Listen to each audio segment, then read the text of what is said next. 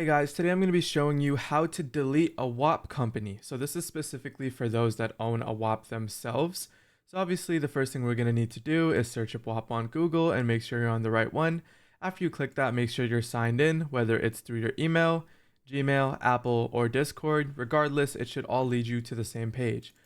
Once you do have it open, it should take you to your homepage where you can see your feed, including other Whops that you're a part of. For example, this is the Whop that I'm a part of. But the one I actually own, aka the company that I own here, is the Test Whop Showcase I made specifically for this tutorial. So this would be your company that you're trying to delete. Simply just left click, and the reason I'm even making this is because the UI changes all the time as they're constantly updating this website. But it's super simple. So the main thing you want to do is go ahead and right click this and then hit View Dashboard.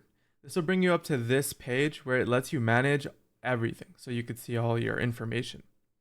Before, it used to be under the settings over here, but it actually moved up here now. So the way you delete the company is you go up here and click it. As you can see, you can create a new business if you'd like, but what we're showing here is you hovering over this and then hitting delete.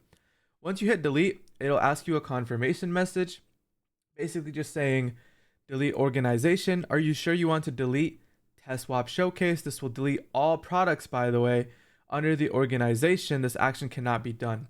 You'll also lose all of the followers that are within your community, so keep that in mind. I would recommend moving them to a Discord server or some sort of middle ground, or even just keeping it up and putting in a link of a new company if that is your intention. But if you just want to get rid of it, this is how you do it. Just go ahead and click delete, and a few seconds later, it'll bring you right up to here, okay? And as you can see, on my Whops, really quickly, if I just refresh, there is no Whops that I currently own anymore right under here. I hope this was helpful, and if it was, consider subscribing and leaving a like. Thanks for watching.